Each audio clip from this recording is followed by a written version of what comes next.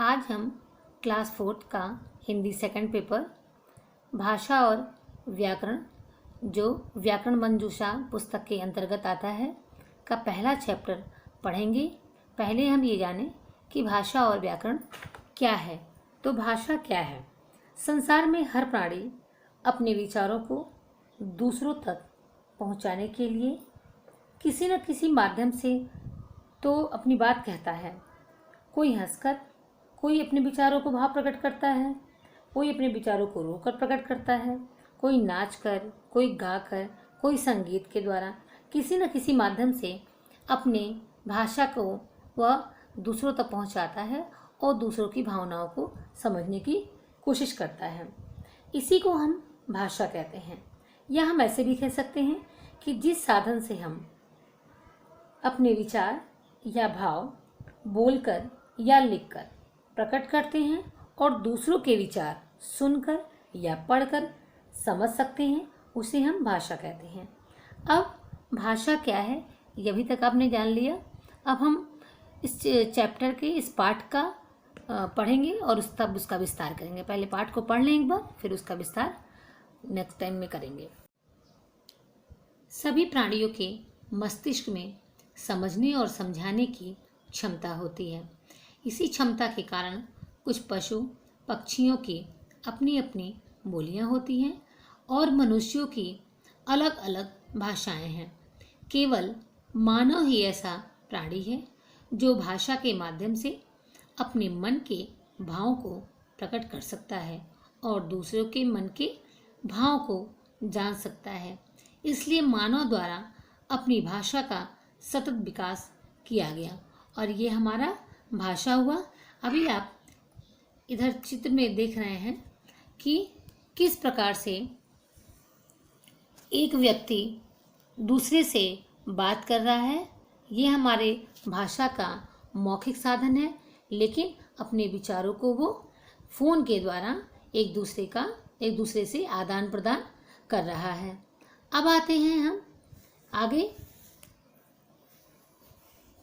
बच्चों ने आइसक्रीम वाले से वनीला आइसक्रीम देने को कहा। चित्र में आप देख रहे हैं कि बच्चे किस प्रकार से आइसक्रीम वाले से आइसक्रीम मांग रहे हैं। आइसक्रीम वाले ने उन्हें आइसक्रीम का मूल्य बताया। बच्चों ने पैसे दिए, आइसक्रीम वाले ने उन्हें आइसक्रीम दी। इससे क्या साबित होता है या इससे क्या ये कहना चाहते हैं कि बच्चे अपनी आवश्यकता आइसक्रीम वाले को बताए और आइसक्रीम वाला बच्चों को की बात को समझ करके उनके प्रत्युत्तर में उनको आइसक्रीम देता है। तो इस तरह से भाषा हमारे एक दूसरे के विचारों का आदान प्रदान का माध्यम हुआ।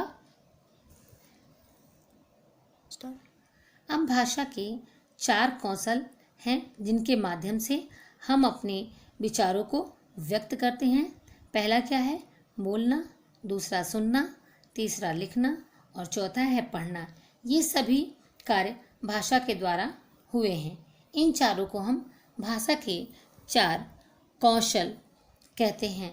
इन्हीं चारों कौशल के माध्यम से हम अपनी बातों को दूसरों तक पहुंचाते हैं और दूसरों की बातों को हम सुनते हैं, लिखते हैं और समझते हैं। जिस भी माध्यम से दूसरा वाला व्यक्ति हमसे बात करता है, हम उस माध्यम से ही उसकी बात को समझते हैं। अगर वो बोलता है तो बोल के समझ लेते हैं, अगर वो कुछ कहता है तो उसकी बातों को सुन करके समझते हैं, अगर वो लिख करके कोई बात समझाता है तो लिख करके समझते हैं।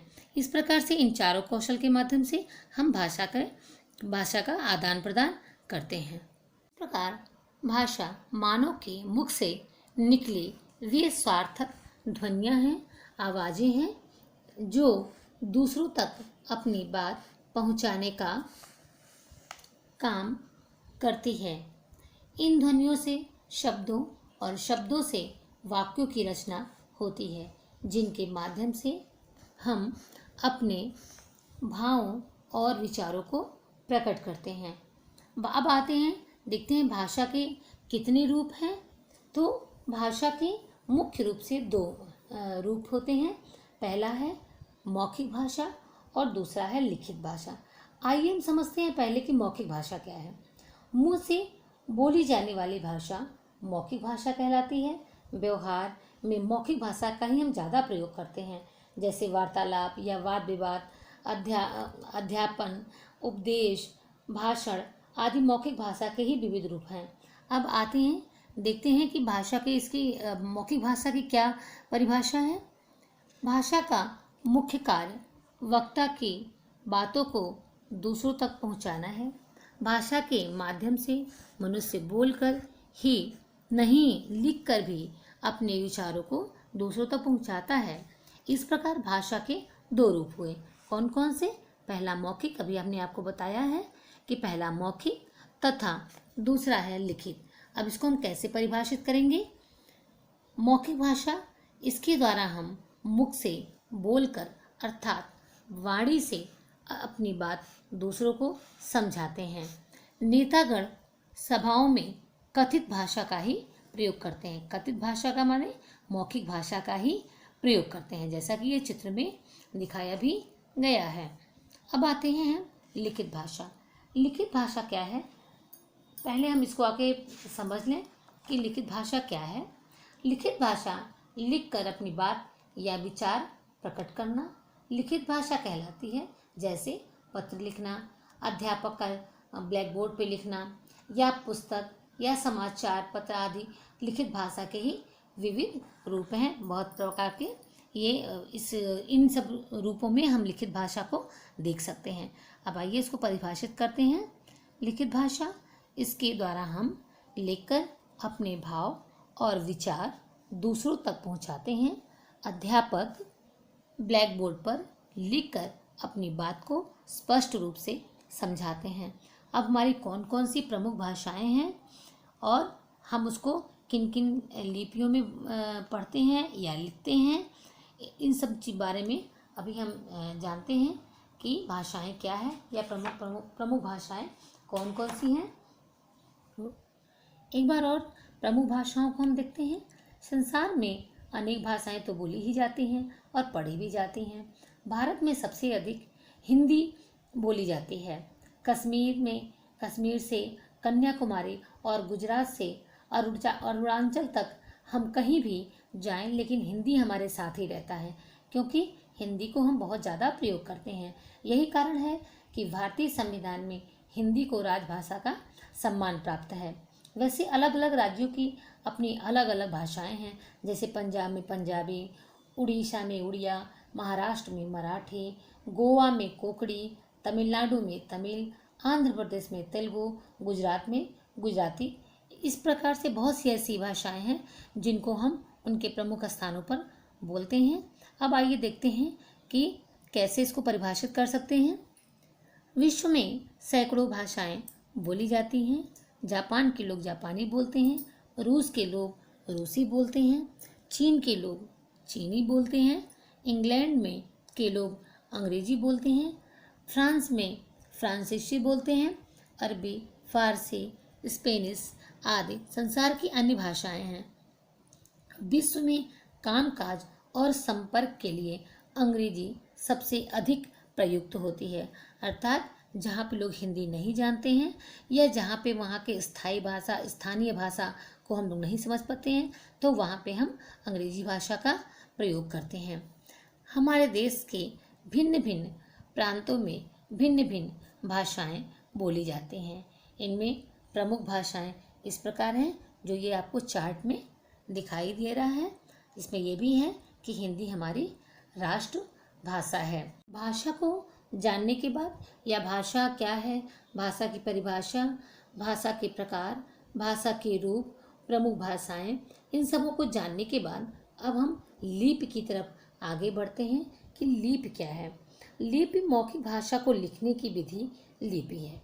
हिंदी व संस्कृत की लिपि देवनागरी है, अंग्रेजी की रोमन, उर्दू की फारसी तथा पंजाबी की लिपि गुरुमुखी है। तो लिपियों के माध्यम से ही हम जो है भाषा को लिखते हैं। आइए इसकी परिभाषा देखते हैं। भाषा का प्रारंभिक रूप मौखिक था।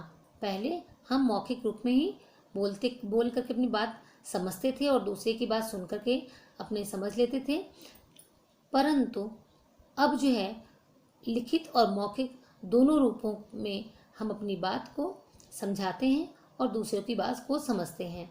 तो भाषा का प्रारंभिक रूप मौखिक था। यह केवल बोली जाती थी।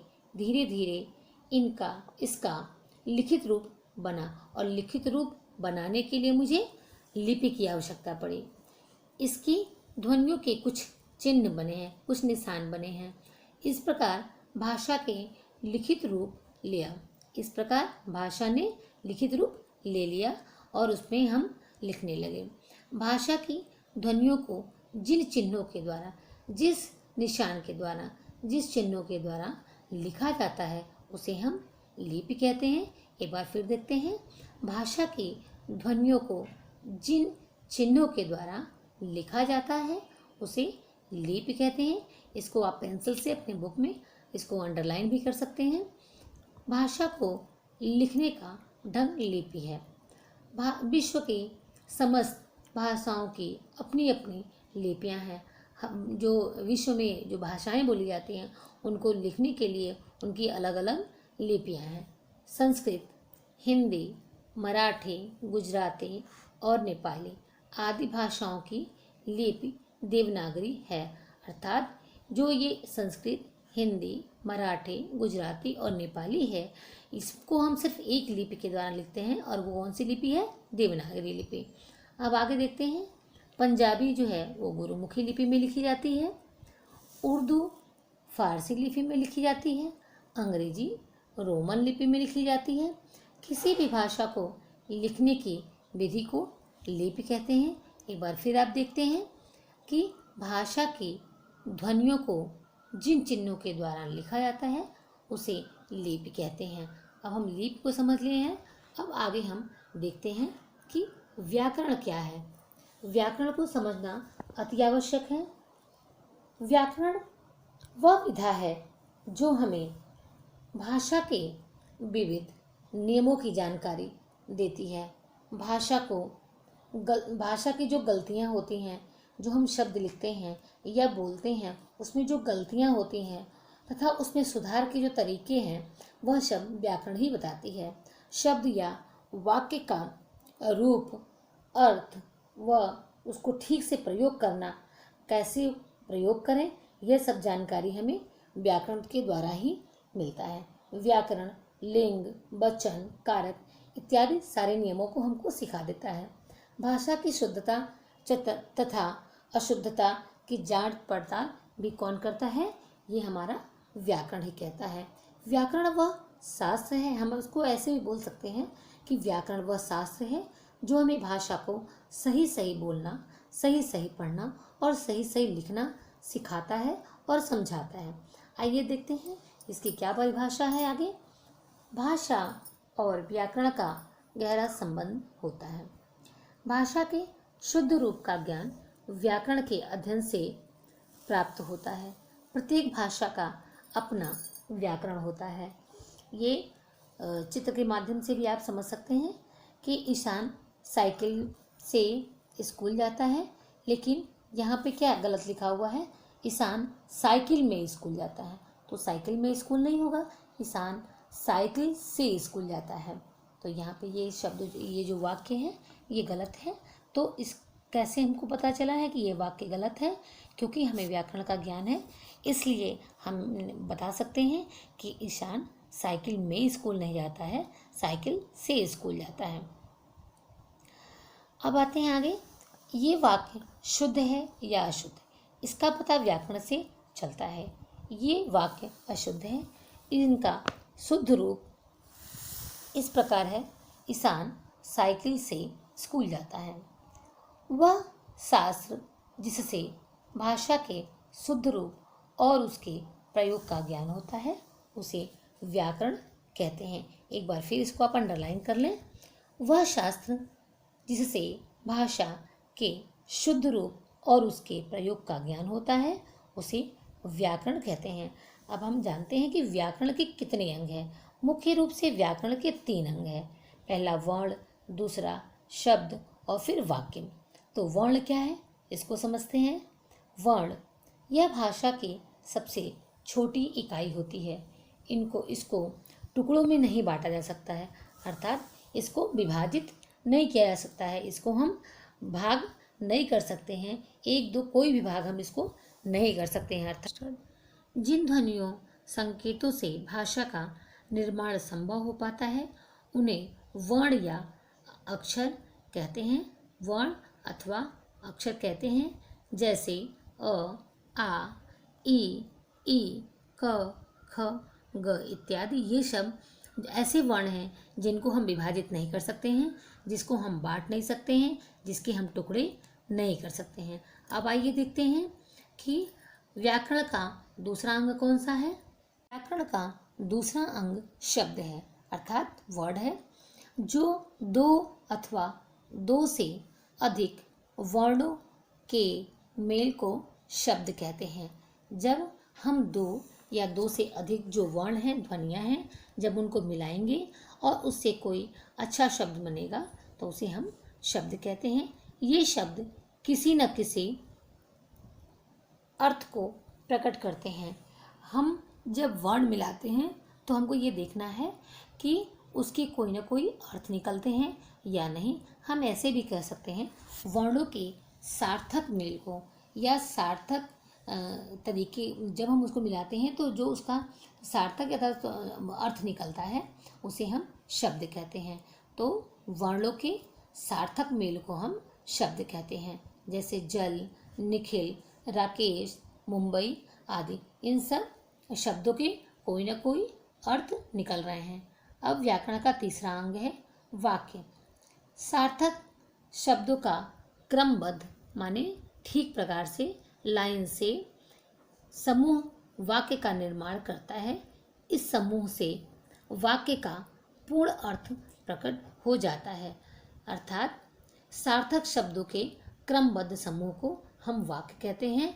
अर्थात जब हम दो या दो से अधिक शब्द एक लाइन में या एक क्रम में रखते हैं और उसका कोई सटीक या सही अर्थ निकलता है तभी वो वाक्य बन पाता है। तो फिर एक बार देखते हैं, सार्थक शब्दों के क्रमबद्ध समूह को हम क्या कहते हैं, वाक्य कहते हैं। इस समूह से वाक्य का पूर्ण अर्थ प्रकट हो जाता है और प्रकट हो जाना चाहिए। जैसे उदाहरण के माध्यम से भी हम देख सकते हैं, नमन स्कूल जाता है या हम कल हैदराबाद जाएंगे। ऊपर लिखे हुए शब्द समूहों से, इन दोनों उदाहरण से ये बात स्पष्ट हो जाती है कि इस लाइन में ये कहा गया है कि अमन नाम का जो लड़का है वो स्कूल जा रहा है और हम सभी लोग कल मिल करके हैदराबाद जाएंगे। तो इसीलिए यह जो है सार्थक शब्दों का मेल हुआ और ये अच्छा वाक्य बन गया। इस प्रकार से हमने आज भाषा और व्याकरण का पहला चैप्टर पूरा किया है, विस्तार इसका पूरा किया है।